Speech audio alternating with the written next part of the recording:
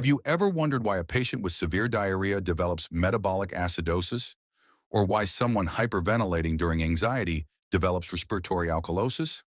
To understand this, we must understand acid-base balance, one of the most important survival mechanisms in physiology.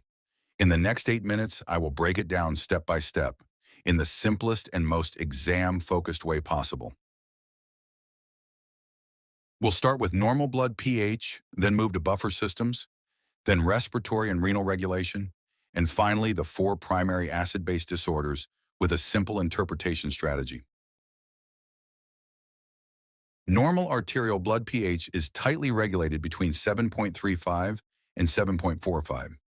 Even small deviations can impair enzyme function, cardiac activity, and brain function. APH below 7.35 is called acidosis. APH above 7.45 is alkalosis. The body must constantly defend this narrow range. The first line of defense is buffer systems. The most important is the bicarbonate carbonic acid system. Carbon dioxide combines with water to form carbonic acid. Carbonic acid dissociates into hydrogen ions and bicarbonate. This reaction is reversible, and that reversibility is critical. Other buffers like phosphate and proteins also contribute, but bicarbonate is dominant in extracellular fluid. You don't need to memorize the full equation, just remember this. pH depends on the ratio of bicarbonate to carbon dioxide. Bicarbonate is controlled by the kidneys, carbon dioxide is controlled by the lungs. So lungs regulate the denominator, kidneys regulate the numerator. This is the key to everything. 2. Carbon dioxide acts like an acid in the body. If ventilation decreases, CO2 accumulates. More CO2 means more carbonic acid, leading to respiratory acidosis. If ventilation increases, CO2 is blown off. Less CO2 means fewer hydrogen ions, leading to respiratory alkalosis. This happens quickly, within minutes. The kidneys provide long-term control.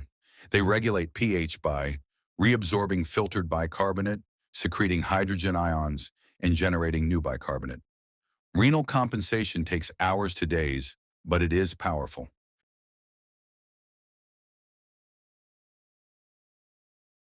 There are only 4 primary acid-base disorders, 2 respiratory, 2 metabolic. Respiratory disorders are caused by changes in CO2. Metabolic disorders are caused by changes in bicarbonate.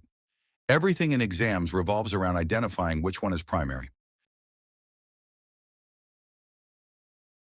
Here's a simple 3-step method. First, check the pH. Is it acidosis or alkalosis?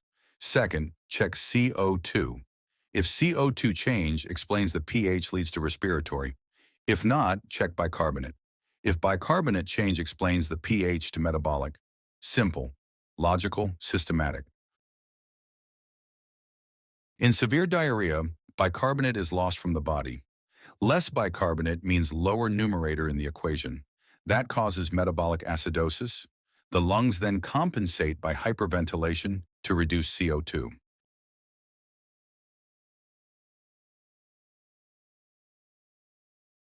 Let's summarize. Blood pH depends on the ratio of bicarbonate to carbon dioxide. The lungs regulate carbon dioxide.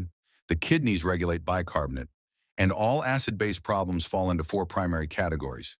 If you understand the ratio, you understand acid-base physiology.